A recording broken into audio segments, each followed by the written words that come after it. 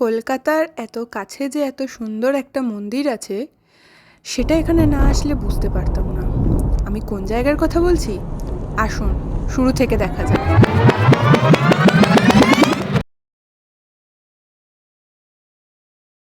হাতে যদি ঘন্টা দেড়েক টাইম থাকে তাহলে ছুটির দিনে ঘরে বসে মোবাইলে বা টিভিতে স্ক্রিন টাইম না বাড়িয়ে খুব সহজেই পৌঁছে যাওয়া যায় কলকাতা থেকে মাত্র 50 কিলোমিটার দূরে অবস্থিত হুগলি জেলার বাঁশবেড়িয়ার হংসেশ্বরী মন্দিরে।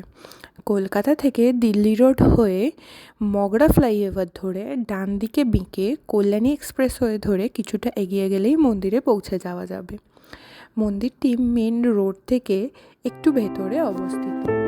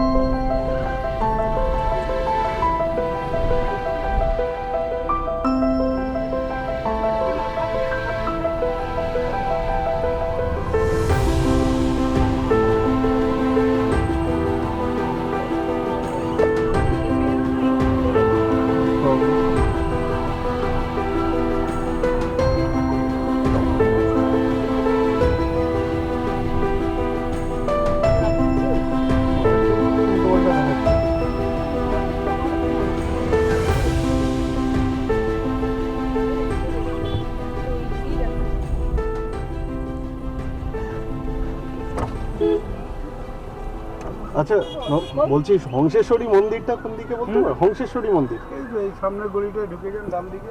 এই ডান দিকে? বাহ, ধন্যবাদ। এরকম ব্রিজ আমরা পার হয়েছিলাম, এটা বড়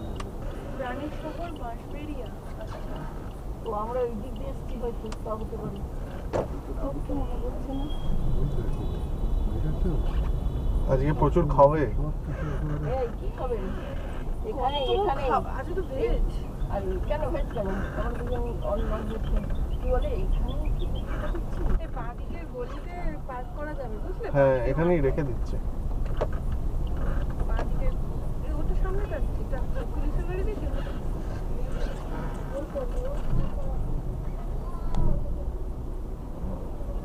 পার্কিং ওয়ালা।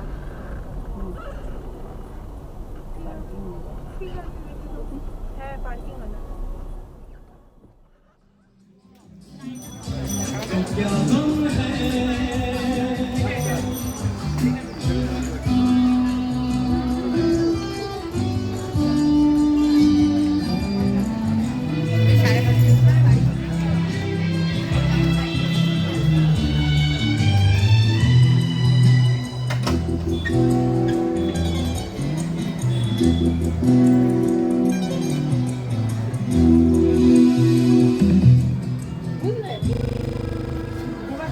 মন্দিরের পাশে একটি পুরানো রাজবাড়ির ভিতরে রাস উৎসব পালন হচ্ছিল যখন আমরা সেখানে গেছিলাম।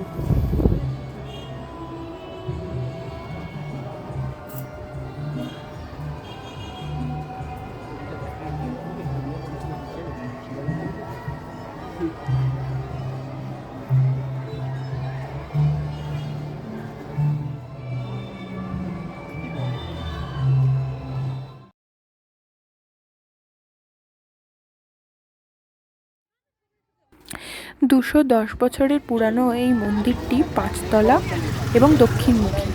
মন্দিরটির উচ্চতা প্রায় 230 ফিট। তৎকালীন রাজা নৃসিংহদেব মহাশয় 1799 সালের শেষের দিকে মন্দিরের নির্মাণ কার্য শুরু করেন, কিন্তু 1802 সালে যখন মন্দিরটি শুধুমাত্র দোতলাই সম্পন্ন হয়েছিল তখন তার হঠাৎ মৃত্যু ঘটে। তার মৃত্যুর পর তার দ্বিতীয় স্ত্রী রানী শঙ্করী 1814 সালে মন্দিরের নির্মাণ সম্পূর্ণ করেন। রানী হংসেশ্বরী ছিলেন রাজা নৃসিংহদেব মহাশয়ের মা। তার নামেই মা কালী এখানে মা হংসেশ্বরী রূপে পূজিতা হন। মন্দিরটির একটি নিজস্ব গঠনশৈলী আছে। মোট 13টি মিনার আছে এই মন্দিরে, যা প্রস্ফুটিত পদ্মের কুঁড়ির মতো দেখতে।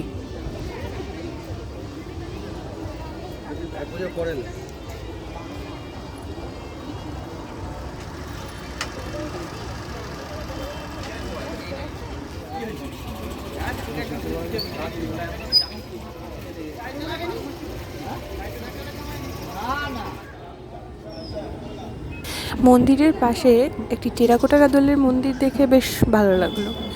কাছে গিয়ে দেখলাম সেখানে এখন প্রবেশ নিষেধ আছে, কিন্তু খোঁজ নিয়ে জানতে পারলাম সেটা অনন্ত বাসুদেবের মন্দির। তাই মন্দির প্রদক্ষিণ করতে শুরু করলাম। মন্দিরের পেছন দিকটায় অতটা আলো ছিল না, বেশ ঠান্ডা ছিল। মন্দিরের চারপাশে শিব মন্দির ছিল, কিন্তু তার অনেকগুলোরই দরজা বন্ধ ছিল। একটা রাধাকৃষ্ণের মন্দিরও দেখলাম সেখানে, বেশ সুন্দর দেখতে ছিল।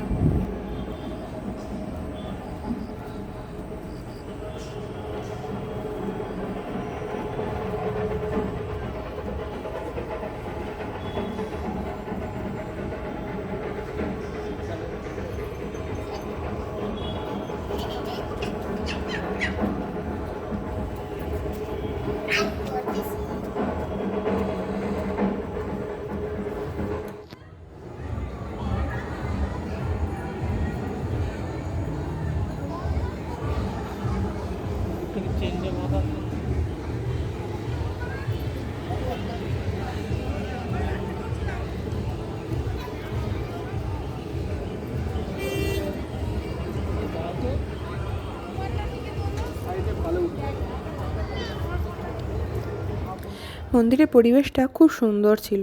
আমি তো বলবো যাদেরই হাতে একটু সময় আছে টুক করে ঘুরে দেখে এসো হংসেশ্বরী মন্দির। মন্দিরের সামনে দাঁড়িয়ে মাকে দর্শন করে এত ভালো লাগছিল, ওখান থেকে আসতেই ইচ্ছা করছিল না।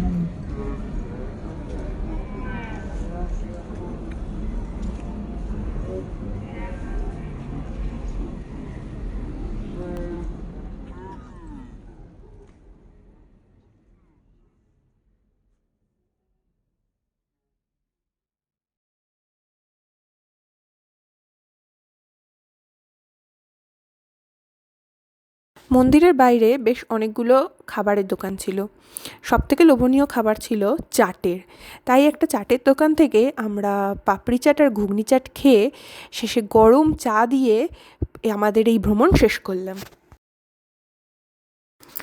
মন্দিরের সামনে গাড়ি নিয়ে যারা যাচ্ছেন তারা গাড়ি পার্কিং করার সুব্যবস্থা ওখানে পেয়ে যাবেন।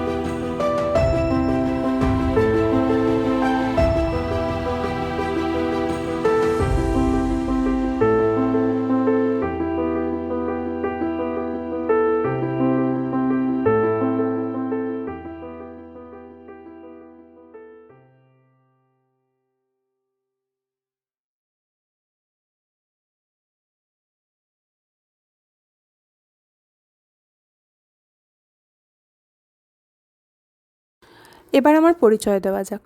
আমি রিম্পা, আমি একজন সরকারি কর্মচারী। আমার একটা সুন্দর ছোট ফ্যামিলি আছে। সারাদিন কাজের ব্যস্ততার পরে চেষ্টা করি ফ্যামিলিকে একটু সময় দেওয়ার। তারপরে যেটুকু সময় থাকে সেইটুকু দিয়ে ইউটিউবের এই নতুন জার্নি আমি শুরু করেছি।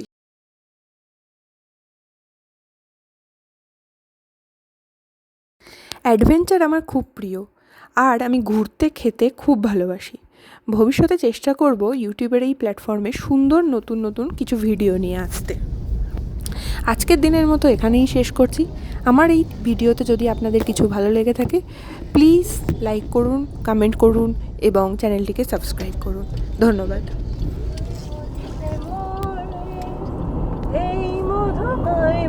কেমন